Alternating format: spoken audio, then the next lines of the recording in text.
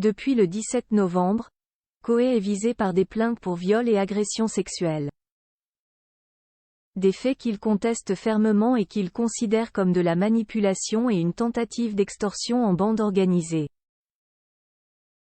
Il a d'ailleurs été entendu par la Brigade de répression de la délinquance contre la personne, BRDP, comme l'annoncent ses avocats. La suite après la publicité. Coé est au cœur de l'actualité depuis plus de 2 semaines pour une raison bien sombre. L'animateur de 51 ans est accusé de viol et d'agression sexuelle. Il fait actuellement l'objet de 3 plaintes, mais dont 2 seraient les plaintes de Julie déposées à Bourg-en-Bresse, une en tant que mineure et une en tant que majeure. Resterait une autre plainte dont l'origine n'est pas connue à ce jour. Des faits qu'il conteste fermement d'après ses avocats, mais Xavier Autain et Simon Clemenceau. Un communiqué a d'ailleurs été dévoilé ce lundi 4 décembre dans lequel les avocats affirment que leur client a été entendu par la BRDP, Brigade de répression de la délinquance contre la personne. Monsieur Sébastien Coé a bien été reçu par les services de la BRDP de Paris la semaine dernière en qualité de plaignant. Cette audition fait suite à l'enquête ouverte par le parquet de Nanterre pour les faits de cyberharcèlement, dénonciation calomnieuse, faux et usage de faux et tentative d'extorsion en bande organisée que notre client dénonce. Monsieur Sébastien Coé a pu redire aux services enquêteurs son souhait que les investigations avancent le plus rapidement mais aussi le plus sereinement possible, notamment par la préservation du secret de l'enquête. Ils ont également rappelé que le temps judiciaire n'est pas le temps médiatique.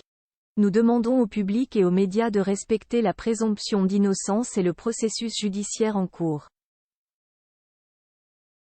Sébastien Coé est déterminé à lutter contre les accusations mensongères et il fait pleine confiance en la justice pour donner suite aux faits très graves dont il est victime. Coé privé d'antenne. Sébastien Coé cesse depuis retiré des ondes d'Énergie, radio sur laquelle il animait une quotidienne tous les après-midi. D'un commun accord avec Énergie, Coé a vu son émission temporairement suspendue jusqu'à nouvel ordre, le temps que toute la lumière soit faite sur l'affaire. Une plaignante mineure au moment des faits. Julie, la première plaignante ONU, est apparue à 2 reprises sur le plateau de Touche pas à mon poste. Une première fois le visage masqué, la seconde à découvert. La jeune femme de 25 ans a expliqué que les faits s'étaient produits lors de son adolescence, en 2014.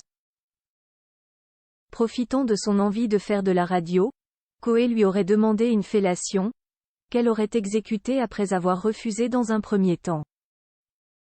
Coé porte plainte. En plus de nier les faits et de les contester, Coé a également porté plainte pour tentative d'extorsion de fonds en bande organisée, dénonciation calomnieuse, faux et usage contre personne non dénommée sur la personne de Julie, qui l'accuse de machination.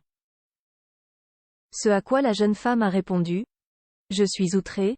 C'est pas logique. Je n'aille pas parler d'argent, ne serait-ce qu'avec mon avocat. J'aille demander 0 €. J'aimerais bien voir les preuves qu'ils ont. Je tombe des nues.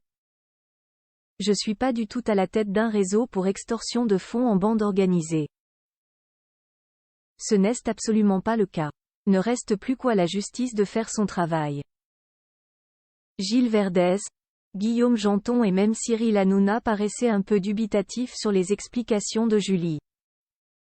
Sébastien Coé reste présumé innocent des faits qui lui sont reprochés jusqu'à la clôture du dossier.